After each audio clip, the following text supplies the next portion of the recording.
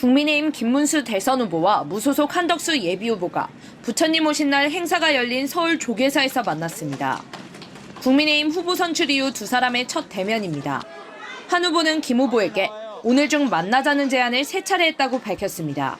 제가 한 3번쯤 말씀드렸습니다. 이제는 김문수 후보와 내가 만나야 할 시간인 것 같다.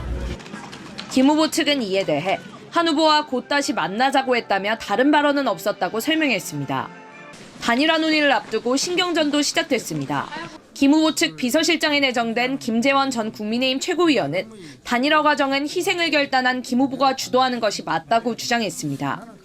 양측 대면에 대해선 한 후보 측은 차담이라고 했지만 김 후보 측은 조우했다며 온도차를 보였습니다. 회동이 성사될 경우 두 후보가 단일화와 관련해 논의를 진전시킬 수 있을지에 관심이 쏠립니다. 국민의힘은 어제 두 후보의 단일화를 추진할 당내 기구를 설치하겠다고 공식 발표했습니다. 이르면 오늘 저녁 의원총회를 열어 단일화와 당 선거대책위원회 인선 등을 논의할 예정입니다. 당 소속 4선 의원들은 기자회견을 열고 두 후보가 오는 11일까지는 단일화해야 한다고 촉구했습니다. KBS 뉴스 이유민입니다. 오루 만져주시사 안락하게 하옵시고 너와 내가 합하여 어서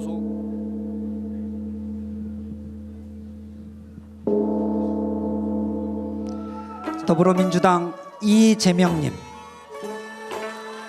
국민의힘 김문수님, 진보당 김재현님, 정의당 권영국님, 무소속 한덕수님 다 함께 헌화해 주시겠습니다.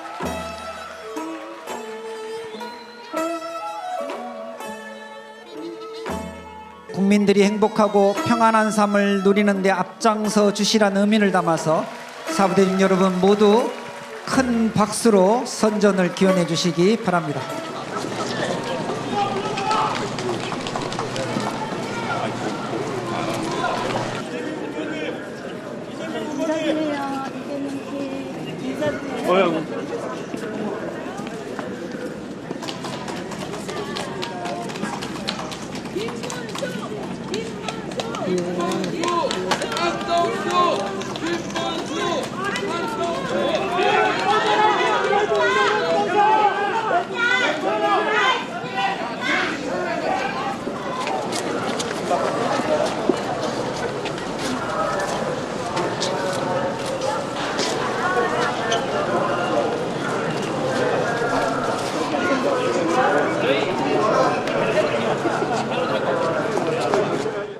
부처님이 권한행을 하지 않으며 나라는 한계와 조건에서 자유롭지 못했기에 일어나는 일이니 이러한 조건에서 빛이 나는 일이 참으로 중요하도다. 부처님의 안목으로 세상을 살면 걸음걸음마다 연꽃이 피어나고 행하는 일마다 무진법문이 되도다.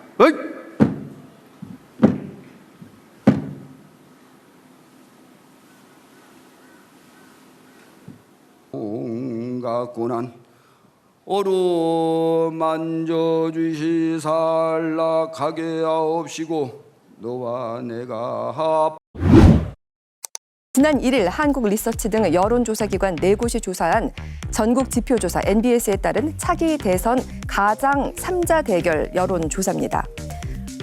함께 보시죠. 이재명 후보, 한덕수 후보, 이준석 후보 각각 46%, 31%, 6%로 나타났고요.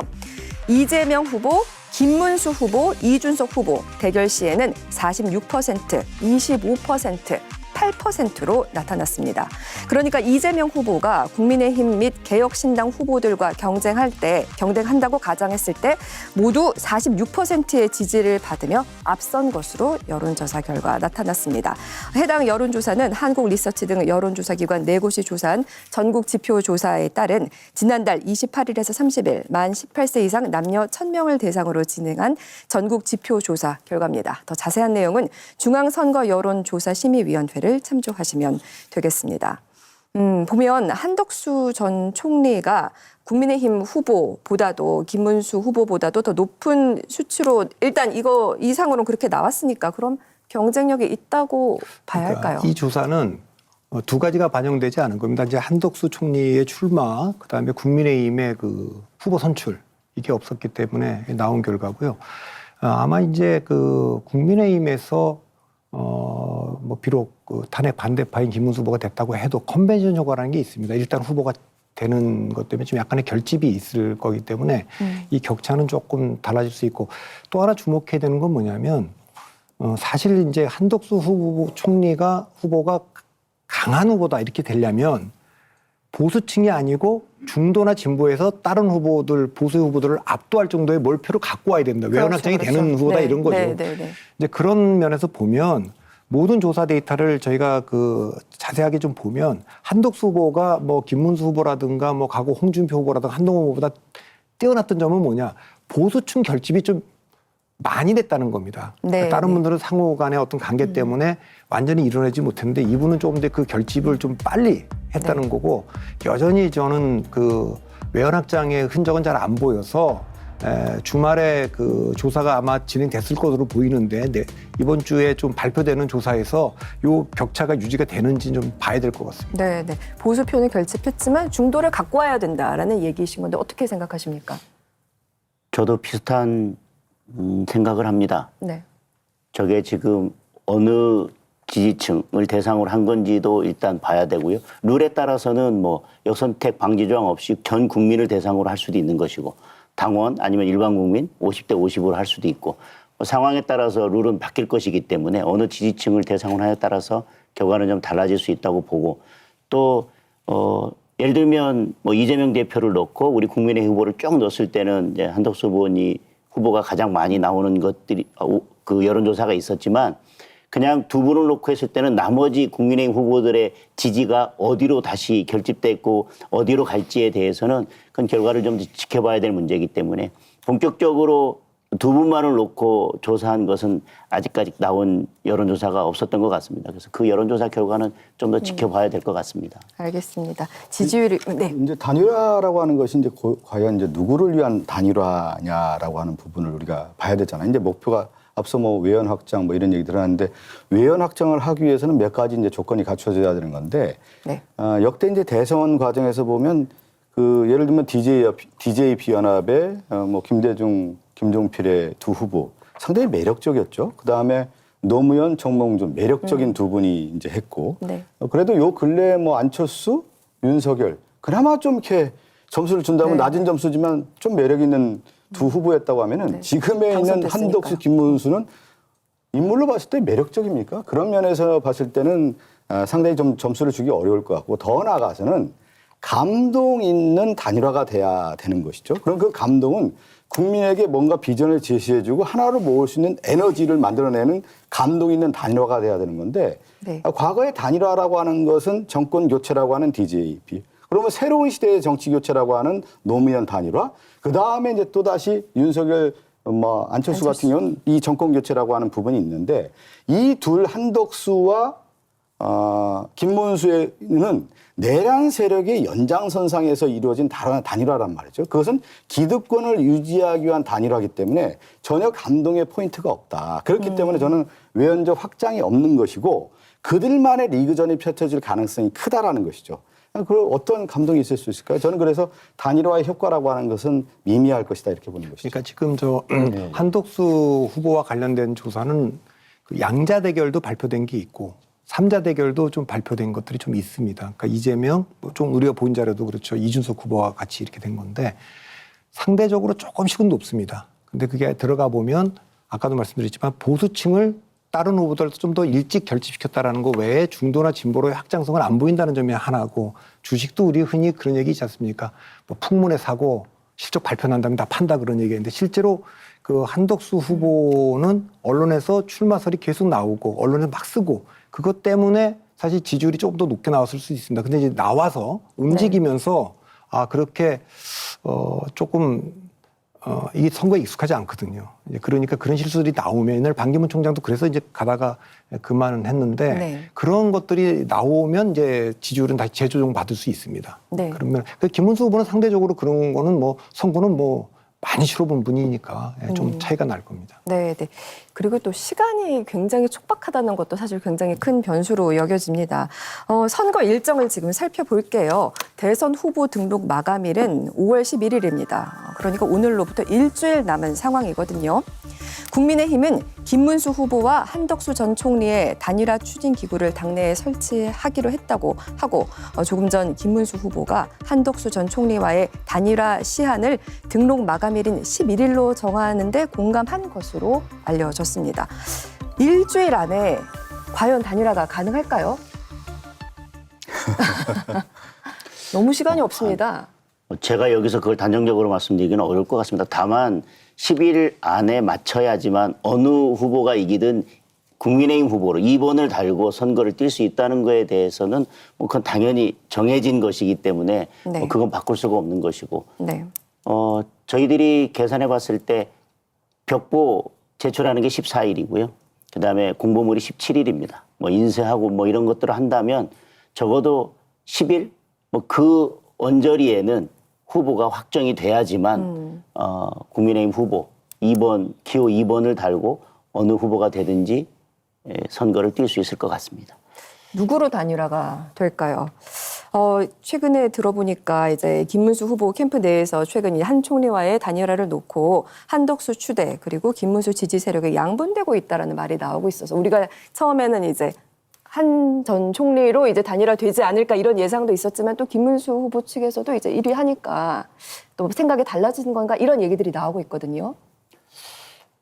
아까 말씀 주셨지만 그리고 두 분 말씀 주신 것 중에 뭐 저희 국민의힘이 뼈아프게 들어야 되는 것 중에 하나는 이제 지금 말씀하신 것처럼 사실 지지층이 겹치는 이제 후보 간의 단일화가 이루어진다고 하는 점 그것이 외연 확장에 있어서 얼만큼 도움이 될 것이냐. 물론 저는 뭐 그 단일화라고 하는 것이 꼭 외연 확장뿐만 아니라 지지층 결집이나 아니면 다른 컨벤션 효과도 있기 때문에 전혀 의미 없다라고 생각하지는 않고요.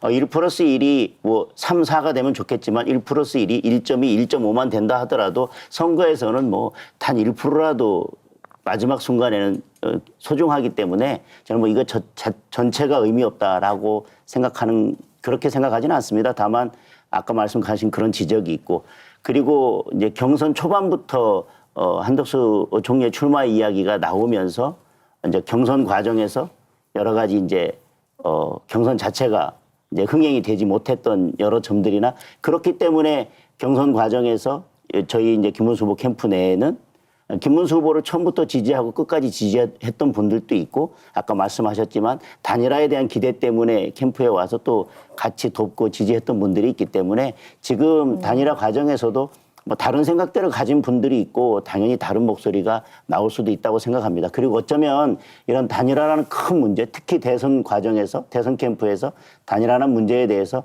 아무런 이견 없이 똑같이 한 목소리가 나온다는 것도 어쩌면 그거는 매우 비현실적이라고 생각합니다. 그렇지만 아까 말씀하신 것처럼 단일화에 대한 기대를 안고 어쨌든 최종 후보가 되신 측면도 있기 때문에 그 열망을 어떻게 담아낼지 그래서 얼만큼 그 열망을 담아내서 본선 경쟁력을 높일지 이제 그런데 그걸 담아내지 못했을 때 또 당원들이나 그걸 지지했던 분들의 실망이 분명히 클 거기 때문에 그것을 어떻게 관리할지 여러 가지 고민을 한다면 어떻게든 저는 단일화를 이뤄내는 것이 현재로서는 단일화가 상수가 된 이상 단일화를 그래도 가장 무리 없이 이뤄내는 것이 저희들이 본선에서 조금 더 나은 싸움을 할 수 있는 방법이라고 생각합니다. 제가 보기에는 이게 쉽지 않아 보입니다. 냉정하게 보면. 왜냐하면 단일화가 효과가 있으려면 세 가지를 만족해야 돼요. 첫째, 지지 기반이 겹치면 안 됩니다. 두 번째는 어느 쪽으로 후보가 되더라도